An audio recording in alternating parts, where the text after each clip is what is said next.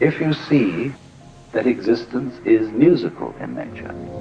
That is to say that it is not serious. It is the play of all kinds of passions.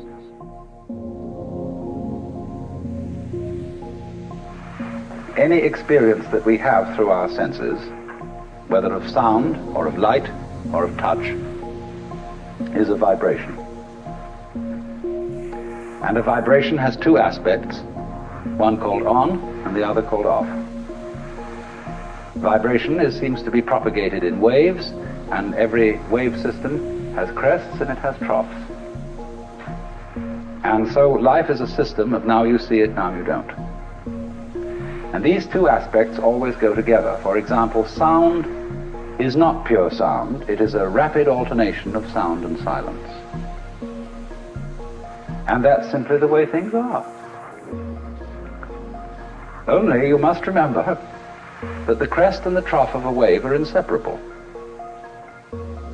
Nobody ever saw crests without troughs or troughs without crests, just as you don't encounter in life people with fronts but no backs. Just as you don't encounter a coin that has heads but no tails. And although the heads and the tails, the fronts and the backs, the positives and the negatives are different, they're at the same time one.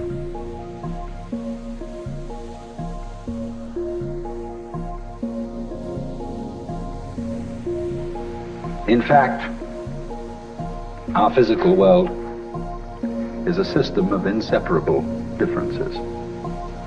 Everything exists with everything else. But we contrive not to notice that, because what we notice is what is noteworthy. And this causes us to believe that we are separate beings, isolated by the boundary of the epidermis from the rest of the world.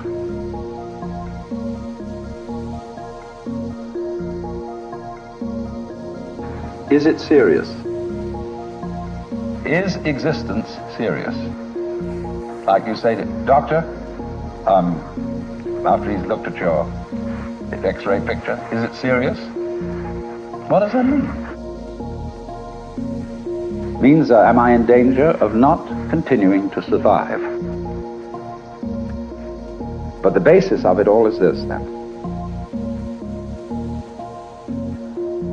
If we say, you must survive, or I must survive, life is earnest, and I've got to go on, then your life is a drag and not a game.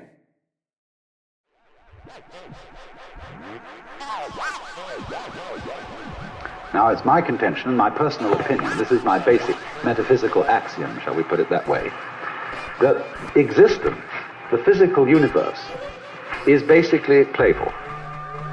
There is no necessity for it whatsoever. It isn't going anywhere. That is to say, it doesn't have some destination that it ought to arrive at.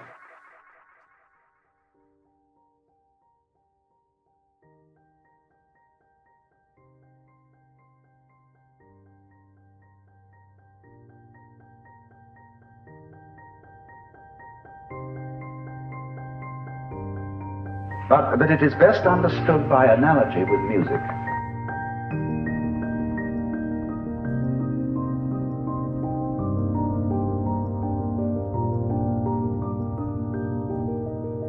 Because music, as an art form, is essentially playful.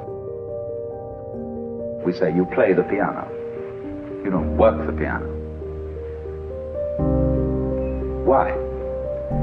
Music differs from, say, travel. When you travel, you are trying to get somewhere. And of course, we, because being a very compulsive and purposive culture, are busy getting everywhere faster and faster and faster till we eliminate the distance between places.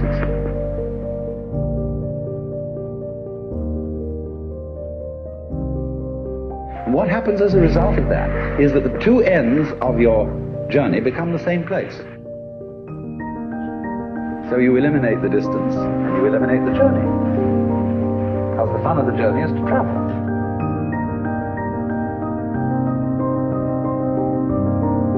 In music, though, one doesn't make the end of a composition the point of the composition. If that was so, the best conductors would be those who played fastest.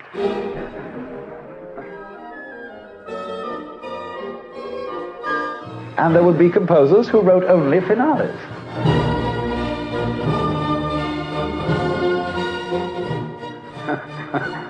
People go to a concert just to hear one crashing chord, because that's the end. Same way in dancing. You don't aim at a particular spot in the room. That's where you should arrive. The whole point of the dancing is the dance.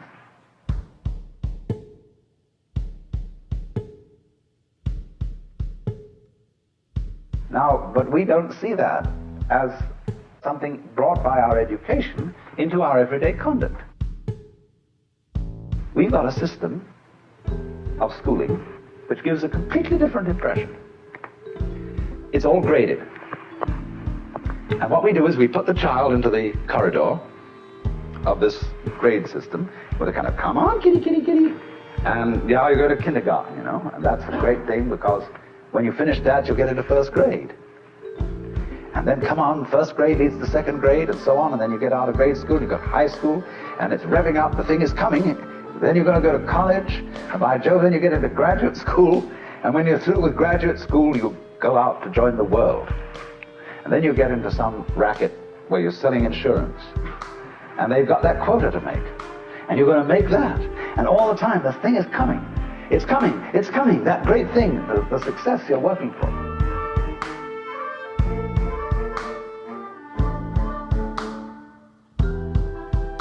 Then when you wake up one day about 40 years old, you say, my God, I've arrived. I'm there. And you don't feel very different from what you always felt. And there's a slight letdown because you feel there's a hoax.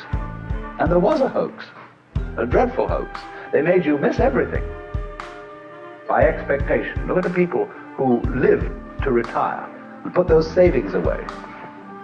And then when they're 65, they don't have any energy left, they're more or less impotent, and they go and rot in an old people's community. Because we simply cheated ourselves the whole way down the line.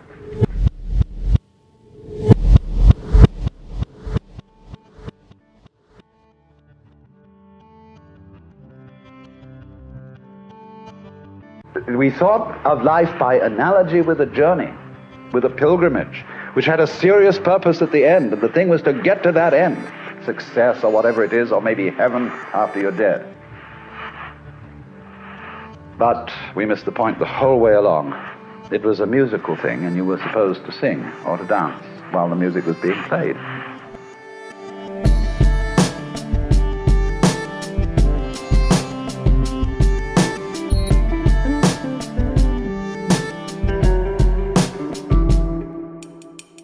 So often, in those moments when our impetuous seeking for fulfillment cools down, and we give ourselves a little space to watch things, as if they were worth watching, ordinary things.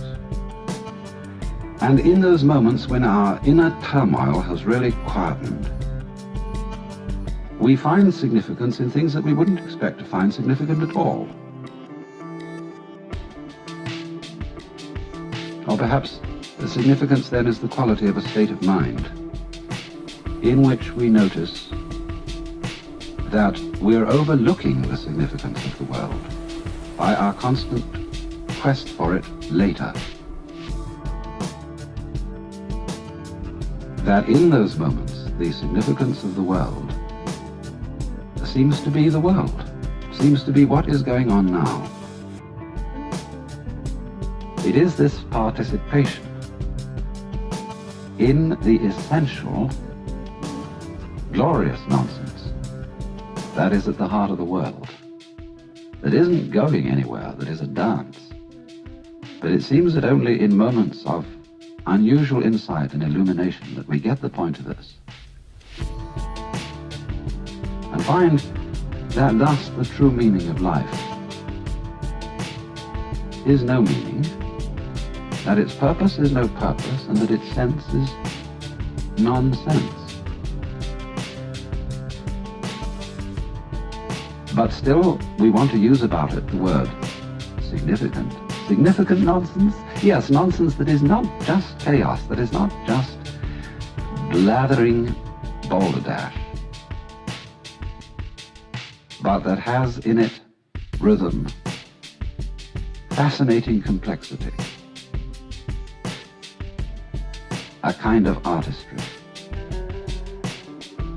It is in this kind of meaninglessness that we get the profoundest meanings.